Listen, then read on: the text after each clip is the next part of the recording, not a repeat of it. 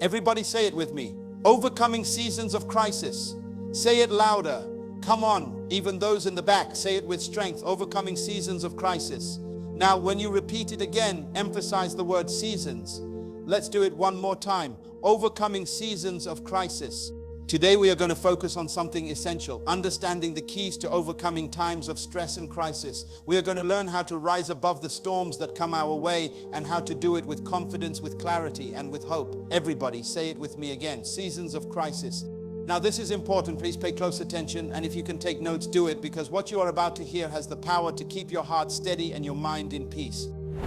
When the leaves change color, when they fall from the trees, when the weather shifts from warmth to cold, what do we all know? That a new season is coming. Seasons announce themselves. They are always moving. They never stay still, and they never last forever.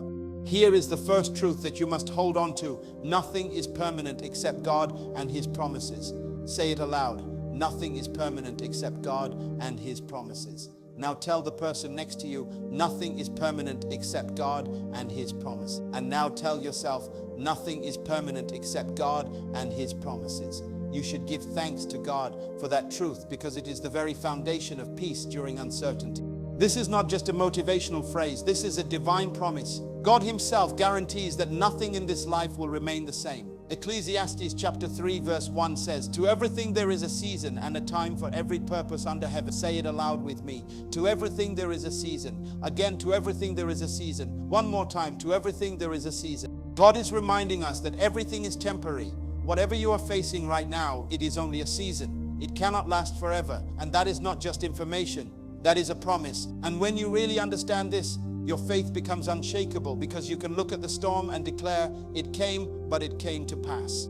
Now, why does God use seasons to teach us? Because seasons carry powerful lessons. Number one, seasons guarantee change. No matter how heavy the storm, no matter how cold the winter, no matter how long the night, seasons change. Your pain will shift, your confusion will not last. Even your current success or struggles are temporary. Change is built into the very fabric of creation. Number two, seasons give hope. When winter comes, you don't sell your summer clothes. Why? Because you know summer will return. In the same way, when your life feels barren, don't close your bank account of faith. Don't shut down your dreams. Don't bury your hope. Keep it open, because a new season is on the way. Number three, seasons remind us that nothing remains the same. Summer never stays, winter never stays, autumn never stays, spring never stays. And in the same way, your crisis will not remain. Even unemployment, even heartbreak, even loss, they are all seasonal. Number four, seasons are temporary. Crisis is never permanent. In fact, crisis is just a human label for what God simply calls a season. The real key to life is to outlast the season. If you can endure the cold long enough, warmth will return. Here is another principle that can change your life. Seasons give you the incentive to plan for the future. The best time to buy summer clothes is actually in the winter, when prices are low, when nobody else is thinking about heat. Why? Because you know summer will come again. In the same way, when you are in a dark season, don't waste it. Use it to prepare, adjust your life, strengthen your faith, and position yourself for the opportunities that are coming. Kingdom people don't just survive the seasons, they prepare during them. They say, this won't last, so let me get ready for what is ahead. That is why we don't fear the changes. We plan for them.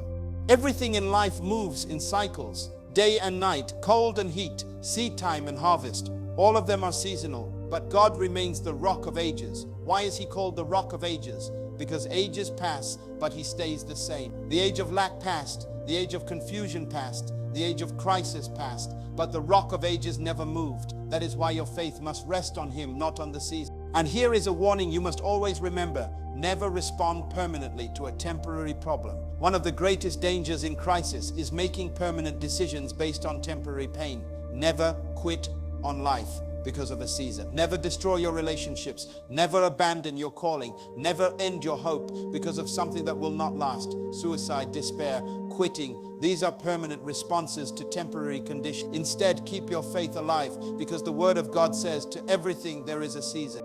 And if it is a season, then it is passing. It cannot stay. It cannot hold you forever. You don't need to break. You don't need to quit. You just need to stand still and know that God is God.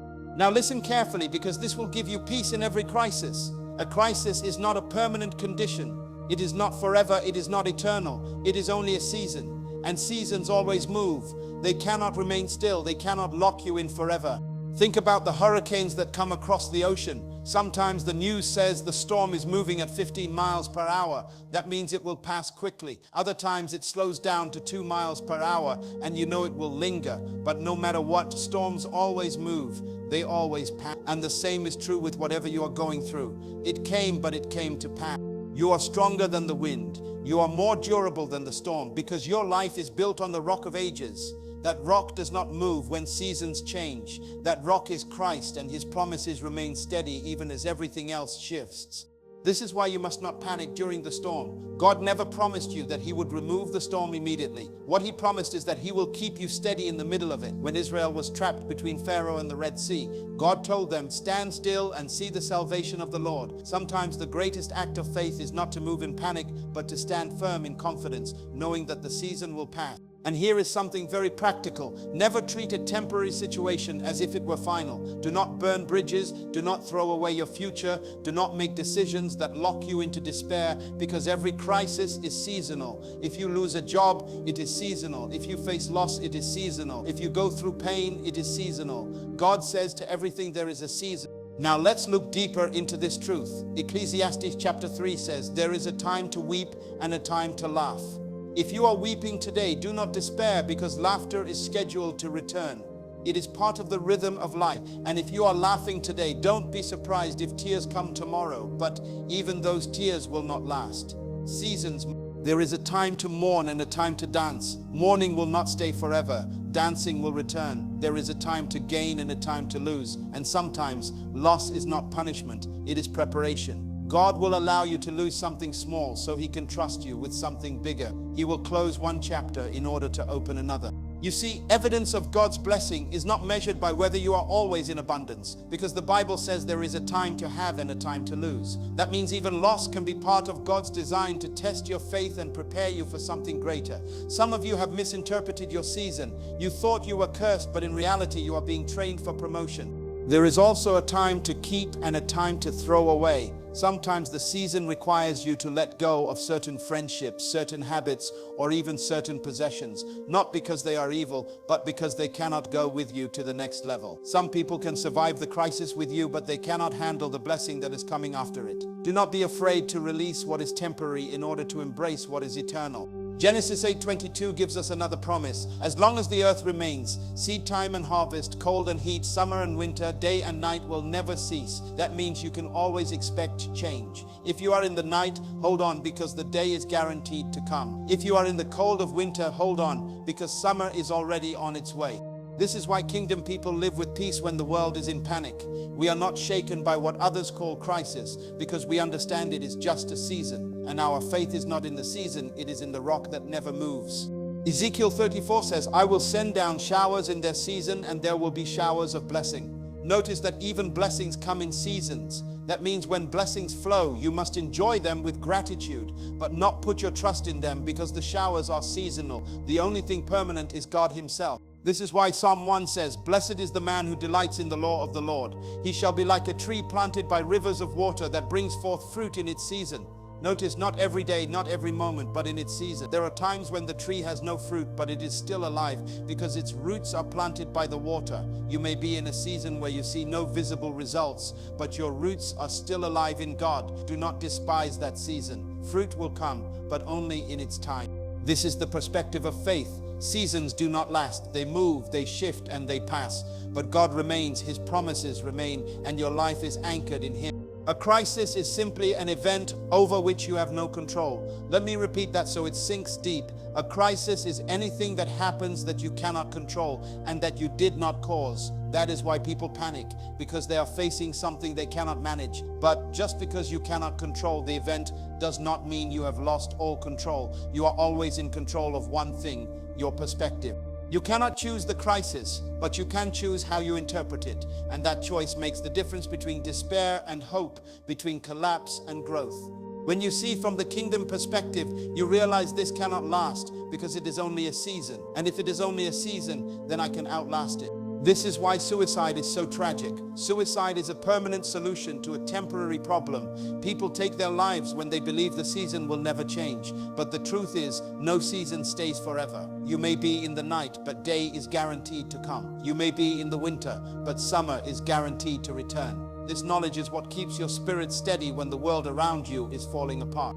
Now listen carefully. Crisis has always been the greatest source of growth and development. We never change until we are forced to. Comfort never demands transformation. Crisis does. You can ignore warnings, you can delay discipline, you can postpone obedience, but when crisis comes, it demands change. Think about it. Someone may smoke for 20 years and never stop until the doctor looks them in the eyes and says, if you don't stop, you have 3 weeks to live. Suddenly they stop. Why? Because crisis forces transformation. Someone may overeat for years until the doctor says, your arteries are clogged, you will die unless you change. Suddenly they change their diet. Crisis forces new behavior. That means your current crisis is not sent to destroy you, but to develop you. It is not designed to break you, but to push you into growth you would never choose on your own. Tell your neighbor, get ready to change. Say it again, get ready to change. Crisis also cleanses. When a hurricane passes through a land, it looks like destruction. Trees fall, branches scatter, debris is everywhere. But look closely. The hurricane exposes what was already weak. It breaks trees that were rotten on the inside. It tears down houses that were not built on strong foundations. And after the storm, new growth begins. Fresh trees sprout, flowers bloom again, and the land is renewed. In the same way, your crisis is shaking everything that was fake, everything that was not built right, everything that could not last. God uses crisis to reveal what is weak and to prepare you for new strength. And here is something powerful. Crisis creates opportunity. In fact, the word crisis in Japanese and Chinese does not even exist the way we understand it. They use the same word for crisis and opportunity. That means every problem is seen as potential, every difficulty as a door to creativity. When Hiroshima was bombed and Japan was left in ruins, they could have given up, but instead they saw opportunity. Out of the ashes, they rose to become one of the leading producers of cars, technology, and innovation in the world. Out of crisis came creativity. The same is true for you. Crisis is the birthplace of creativity. It forces you to think differently, to invent, to innovate, to create new solutions for old problems. If you lose a job, maybe it is not punishment, maybe it is freedom. Freedom to start the business you have been dreaming about. Freedom to create instead of conform. Freedom to rise instead of depend.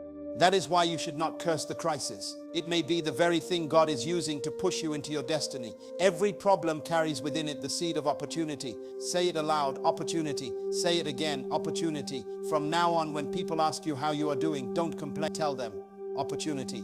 When someone says we have to lay you off, you respond, opportunity, because every problem is a door waiting to be opened by faith and creativity.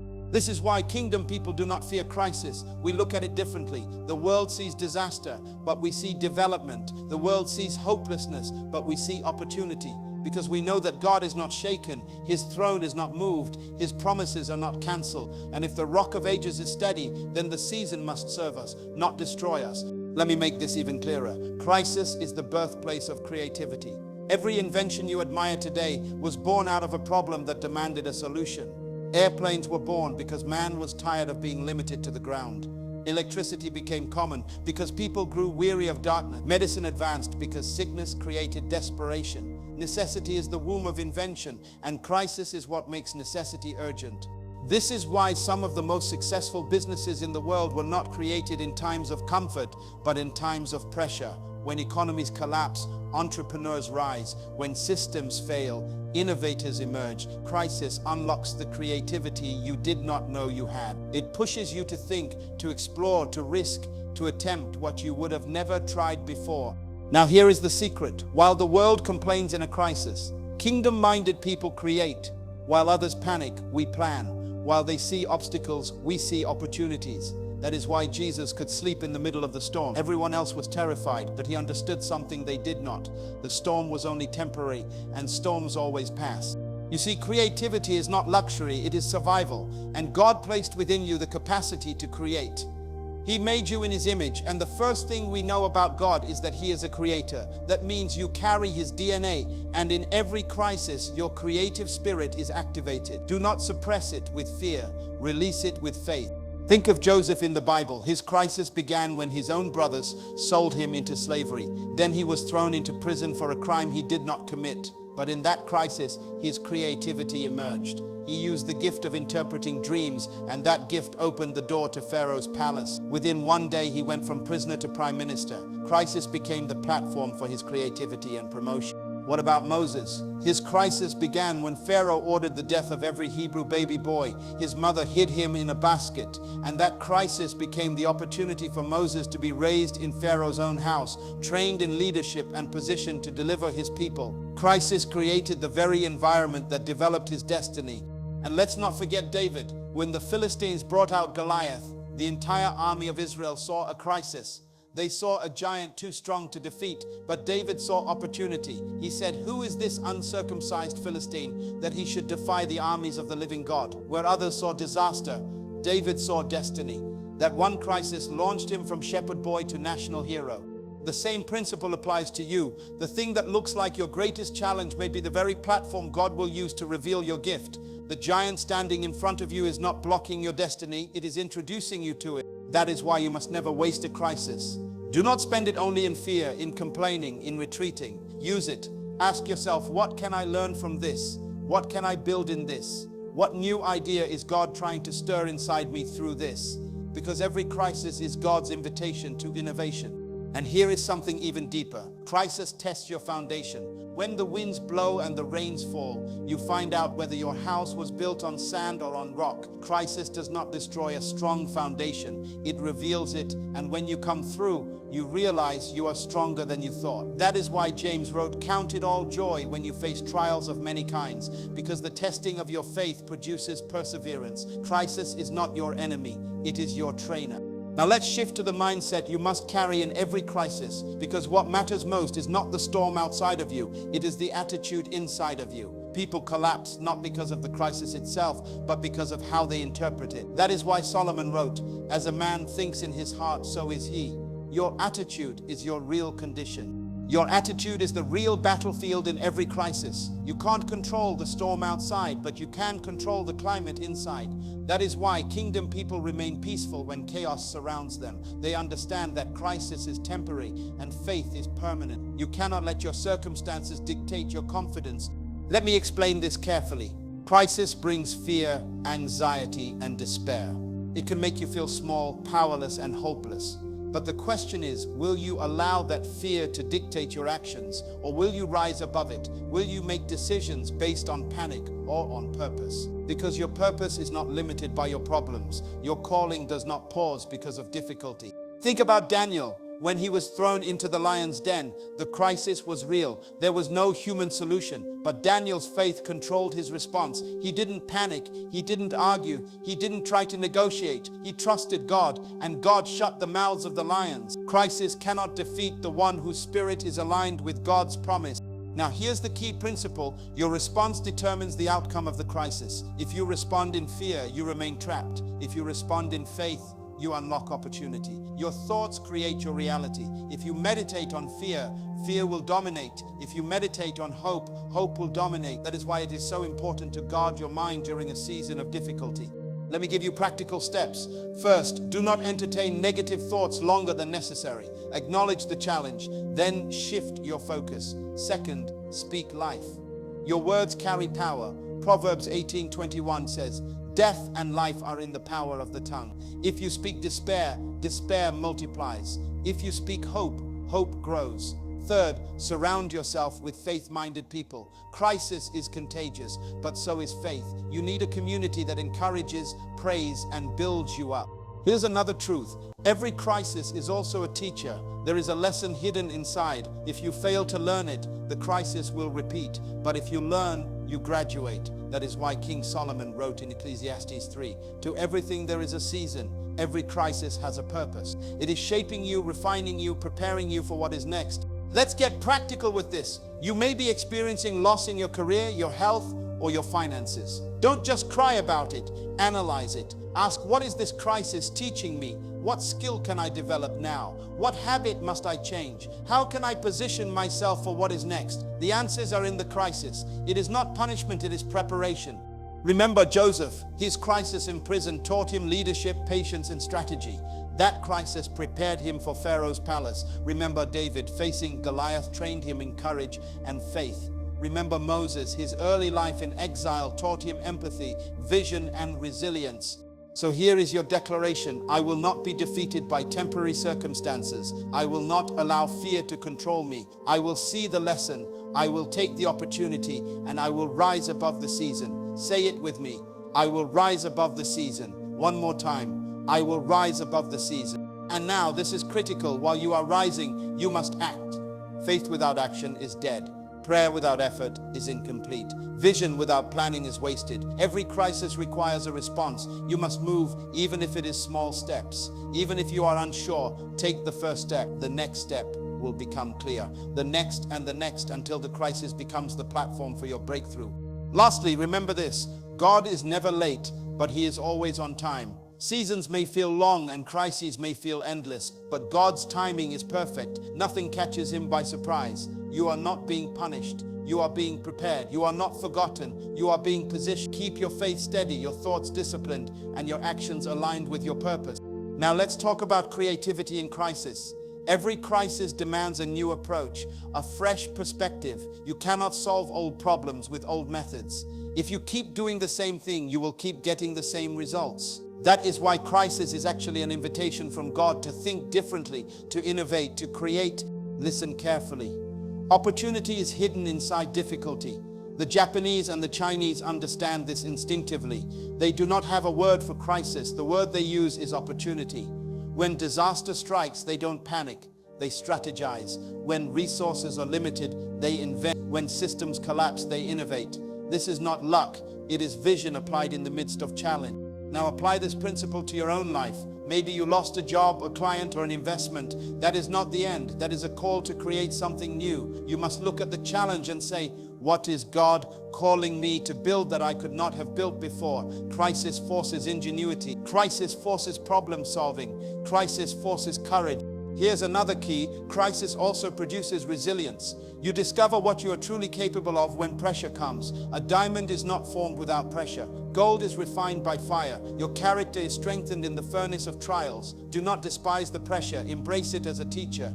And think about the eagle. When the eaglet is young, the parent lifts it into the sky and lets it fall. The young eagle must flap its wings or perish. That is exactly what crisis does. It forces you to fly. If you refuse to rise, you will fall. If you take action, you will soar. Say it with me. Fly or fall. One more time. Fly or fall. There is no middle ground. God will not carry you forever. He will teach you to rise. And here's a truth that changes everything. Your mindset determines the outcome. If you see crisis as punishment, you will suffer. If you see crisis as preparation, you will grow. If you see crisis as opportunity, you will prosper.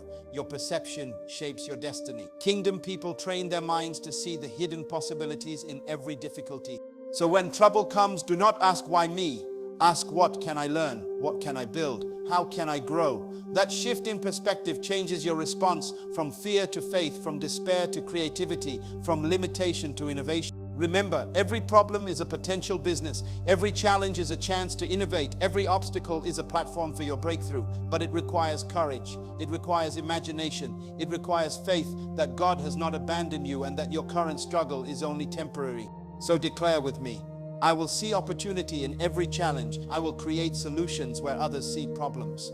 I will rise above the season. I will not be defeated. Say it aloud. I will rise above the season. One more time. I will rise above the season. Finally, remember this. Crisis is not just about survival. It is about advancement. The world may panic. Governments may struggle. The economy may shake, but kingdom people rise. We see the potential, we plan ahead, we act wisely, and we trust God's timing. The season will pass, but what you build in the crisis will remain. That is the power of kingdom perspective. Now let's focus on resilience. Crisis is not meant to break you. It is meant to build you. Every challenge you face has a purpose. The difficulties you encounter are training grounds for strength, patience, and wisdom. Kingdom people understand this. We do not waste our pain, we extract lessons from it. First, crisis develops patience. You cannot rush the seasons. Just like winter cannot become summer overnight, your breakthrough cannot happen before its time. You must endure, you must persevere, and you must remain steadfast. Say it with me. I will endure, I will persevere, I will remain steadfast. One more time.